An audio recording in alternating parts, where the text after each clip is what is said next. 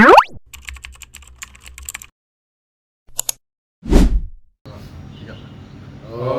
Swastiastu.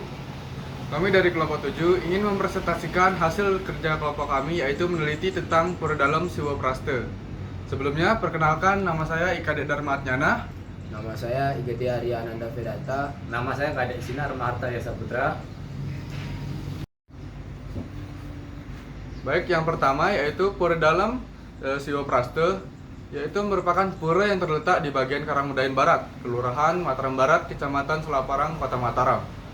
Pura ini merupakan pura untuk umat suci Hindu yang didedikasikan kepada Dewa Siwa sebagai simbol pelebur dan juga penyuci. Sebagai bagian dari Pura Dalam, pura ini juga berfungsi sebagai tempat untuk memohon keseimbangan antara kehidupan dan juga kematian, serta menjaga keharmonisan alam semesta.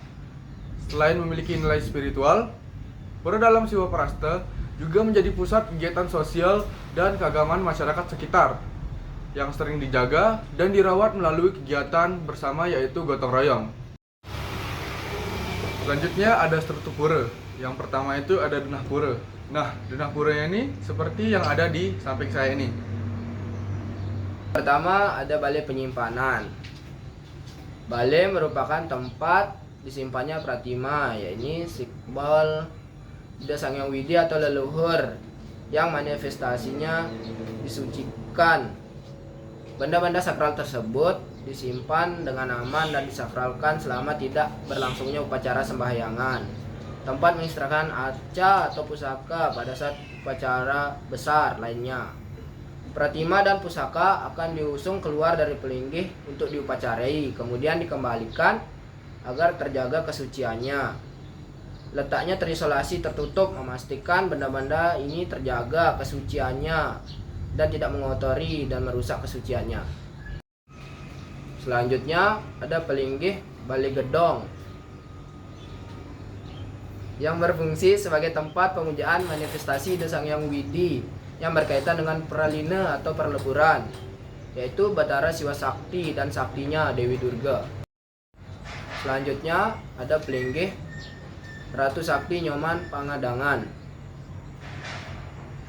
yang berfungsi sebagai tempat pemujaan memohon restu dan perlindungan dari Ida Batara Ratu Sakti yang dipercaya sebagai penguasa gaib yang memiliki kekuatan luar biasa.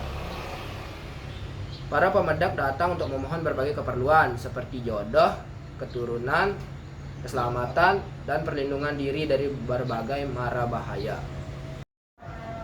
Nah, selanjutnya itu ada pelinggih Ngarura. Fungsi dari pelinggih Ngarura di Pura Dalam ini adalah sebagai perwujud dan manifestasi Buta Dewa yang memiliki fungsi sebagai penjaga atau pengawal para dewa, serta juru bicara antara dewa dan manusia. Pelinggih ini juga berfungsi sebagai penyampai permohonan umat kepada para dewa dan penyampaian anugerah dari para dewa kepada umat. Nah, selanjutnya adalah pelinggih petirtaan. Pelinggih petirtaan ini memiliki fungsi sebagai tempat penyucian diri secara lahir dan batin menggunakan air suci atau tirta. Dalam tradisi Hindu di Bali, pelinggih ini biasanya berada di Pura Beji atau di sekitar sumber mata air suci. Tempat ini digunakan untuk melaksanakan upacara penyucian diri sebelum sembahyang, serta sebagai tempat pengambilan tirta yang akan dipakai dalam berbagai upacara yatnya.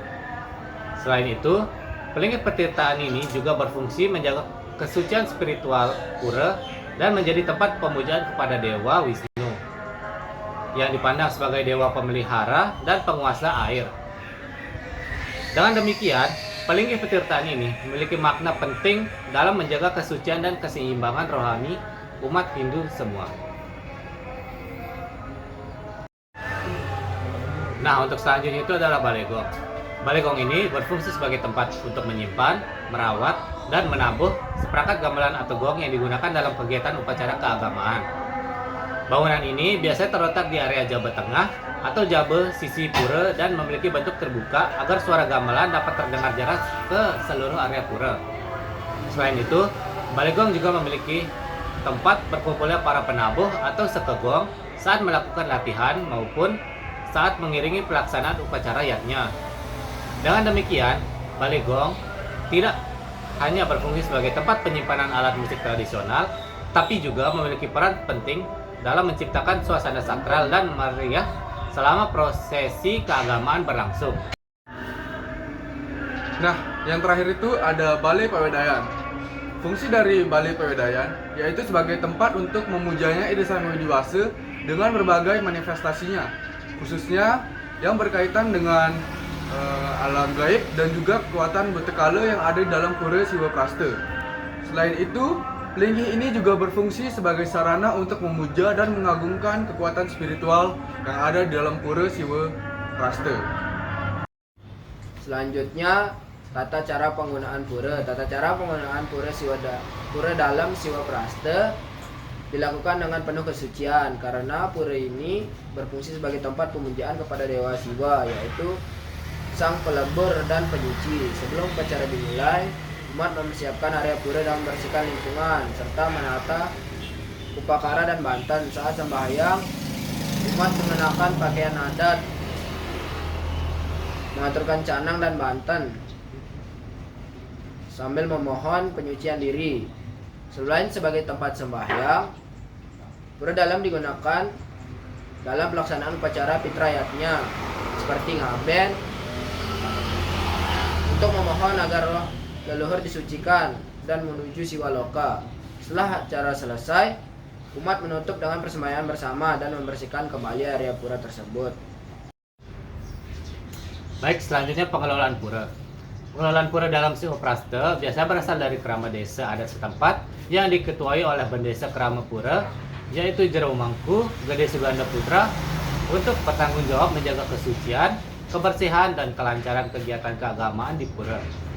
Mereka mengatur jadwal feodalan, mempersiapkan sarana upacara, serta memastikan setiap kegiatan niatnya berjalan sesuai dengan tata krama ajaran agama Hindu.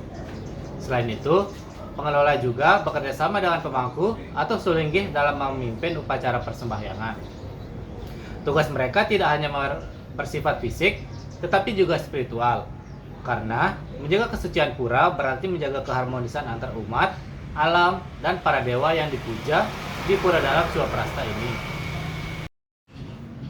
Nah, lalu yang terakhir itu yaitu tentang pengelolaan sampah. Jadi pengelolaan sampah yang ada di pura dalam Siwa Prasta dilakukan secara sederhana oleh pengelola yang bernama Bapak Wayan Tirta Gangga dan juga masyarakat sekitar. Setelah kegiatan upacara selesai, sisa-sisa sampah seperti sisa banten, lalu daun-daunan dan juga plastik dikumpulkan menjadi satu lalu dibakar di pinggir sungai. Baik sampah organik maupun non-organik dibakar agar area pura tetap terjaga dan tetap bersih serta tidak menimbulkan bau. Namun cara ini masih sangat kurang efektif karena masih menimbulkan pencemaran lingkungan. Sehingga masyarakat mulai diarahkan oleh pengelola pura untuk mencari cara pengelolaan sampah yang lebih baik agar tetap terjaga kesucian pura dan juga alamnya masih tetap terjaga. Jadi kesimpulannya adalah sebagai tempat suci yang menjadi pusat kegiatan keagamaan umat Hindu, pura dalam Siwa Prasta ini memiliki peranan penting dalam menjaga keseimbangan spiritual dan sosial masyarakat. Karena itu, pengelola, pemedap, dan seluruh umat memiliki tanggung jawab untuk merawat serta menjaga kesucian pura. Pengelolaan pura yang baik mencakup pelaksanaan upacara serta tata tertib, pemeliharaan lingkungan, dan pengelolaan sampah yang bijak agar tidak mencemari alam sekitar. Walaupun masih ada kebiasaan membakar sampah di pinggir sungai, masyarakat mulai menyadari pentingnya menjaga kelestarian lingkungan dengan cara yang lebih ramah. Melalui kebersamaan dan rasa bakti, diharapkan pura dalam Siwa Prasta tetap menjadi tempat suci yang harmonis, bersih, dan penuh makna bagi generasi sekarang maupun yang akan datang. Nah, baik, jadi sekian presentasi dari kelompok kami. Kurang lebihnya kami mohon maaf. Kami ucapkan Karama Santi. Om Santi Santi Santi Om.